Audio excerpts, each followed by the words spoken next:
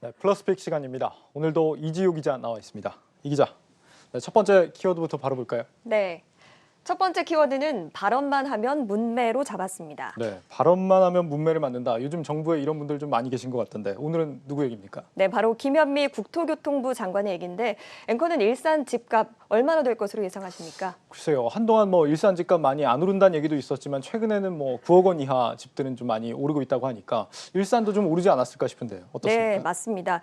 일산 집값과 관련해서 김현미 국토교통부 장관이 한 발언이 논란이 돼서 제가 키워드를 이렇게 잡아봤습니다.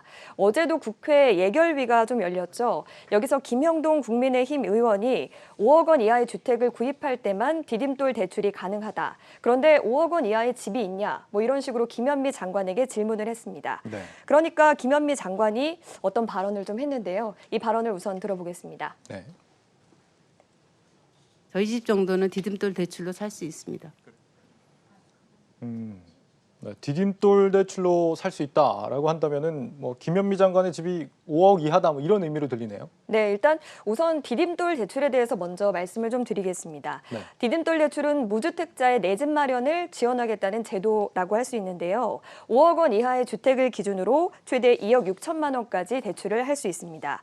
애초에 김 장관이 이 아파트를 산 시점이 2014년인데 그때도 5억 원을 넘었고요. 최근에도 호가와 실거래가 모두 5억 원을 넘은 상황입니다.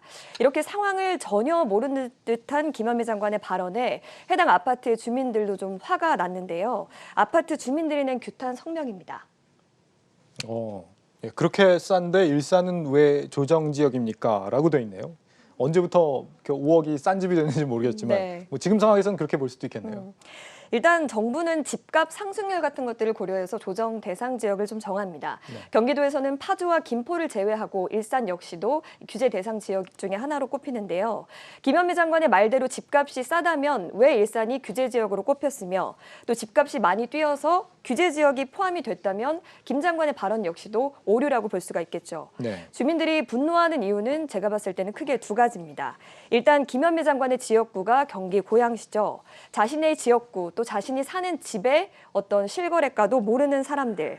이런 모르는 상태에서 부정확한 가격을 좀 언급했다는 것이 좀 문제가 될 수가 있겠고요. 네. 또 그런 부정확한 발언이 사실상 수도권의 아파트 중에서 이 아파트가 가장 싸다. 뭐 이런 부정적인 인식을 좀 심어줄 수 있다는 점도 문제로 꼽힙니다. 그러면서 주민들은 국토부 실거래가 자료를 좀 발표를 했습니다. 여기서 보면은 이 아파트의 176제곱미터 매매 실거래가가 5억 7,900만 원이라고 밝혀져 있죠.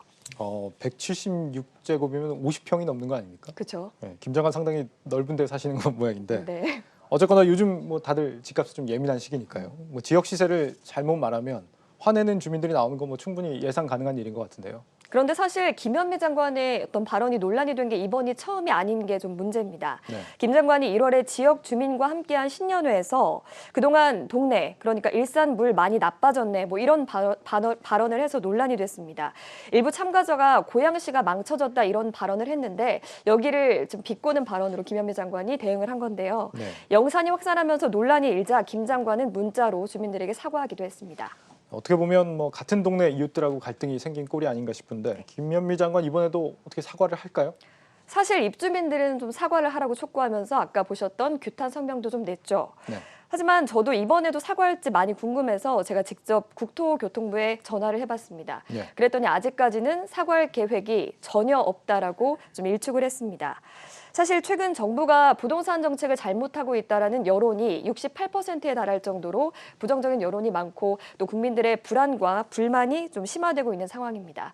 지금까지 총 23번의 대책을 내놨는데 부작용만 양산하고 있으면서 국민들의 불안감이 좀 커진 상황인데요. 이런 상황에서 정책 수장의 오락가락한 발언이 또 한마디로 또 포함이 되면서 혼란이 더 가중될 것이라는 전망이 나오고 있습니다. 예, 뭐 주민들이 언짢은 것도 사실 다 집값 과열 때문이 아닌가 싶습니다. 네. 집값을 잘 잡으면 자연히 김 장관이 문매를 맞는 일도 사라지지 않을까 싶습니다. 네.